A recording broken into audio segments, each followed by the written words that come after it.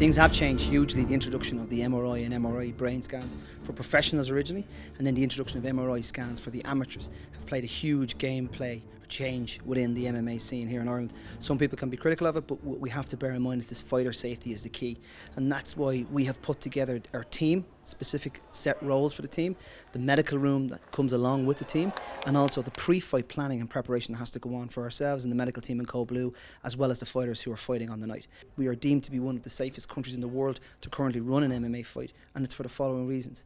All your fighters, amateur, have to have a brain MRI scan done before fighting. Have to be cleared as well. Your professional fighters have to have an MRA and an MRI scan done as well, and it's to the level of the carotid arteries. So we're getting a good look inside the brain, on the exterior of the brain, to make sure there's no aneurysms or anything else that's going to cause a problem when you receive a blow in the ring. Okay, that's the first part. So that's done prior to fighting.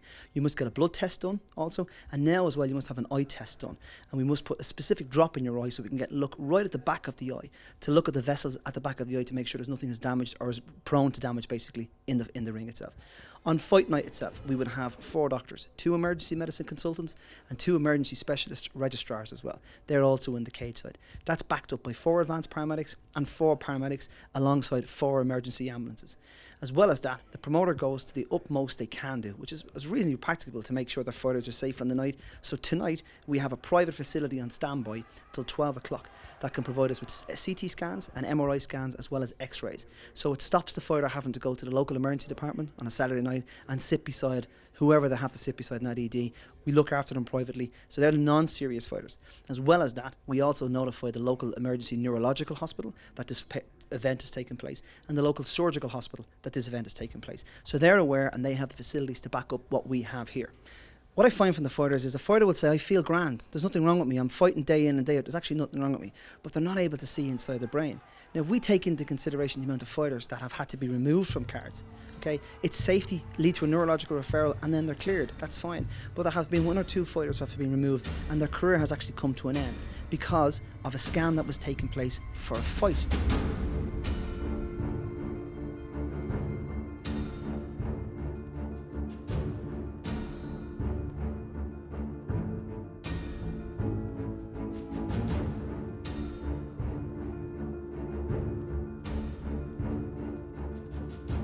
This room is set up to the same standard as an emergency department resuscitation room, and the equipment that's in here is set down by the doctors who work in those emergency department rooms every day. The reason we use those specific doctors is because anything can come through the door on a daily basis and they have to be ready to act on it. So we give them the tools so they can act on anything that comes through the door tonight with any fighter. Okay. To the right here we have a lot of medications as well for sedation. So you would hear from boxing somebody's put into an induced coma. Okay, we have that ability here. If we have a fighter who gets a serious knockout or serious head injury, we can then put them into an induced coma on site, and we then basically breathe for them and transfer them to a neurological hospital. Okay, but one of the key things I think you have to get, this is the backup, this is the back end of it, and we're equipped for everything here.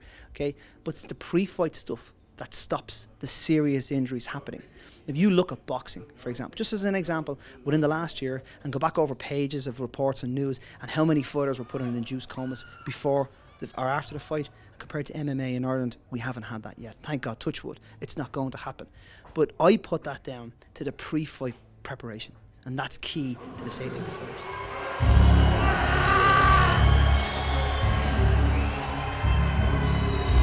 So the safety procedures we have here includes, I have all the scans for those fighters inside. If a fighter comes in here with a serious injury, I can take that scan to the local hospital and show the neurologist who's there, this is what they were before the hospital, before they got here tonight. And then they do an MRI scan and they go, well, this is where they are now. So they can see the differences between those. So they're not looking at something that's just new to them.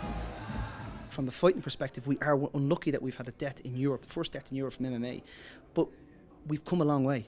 You know, the doctors have improved, the regulations have improved. I mean, anybody can come here and have a fight. There's no problem. But just remember one thing. From our perspective, fighter safety is number 1. It's not how many people sit in seats.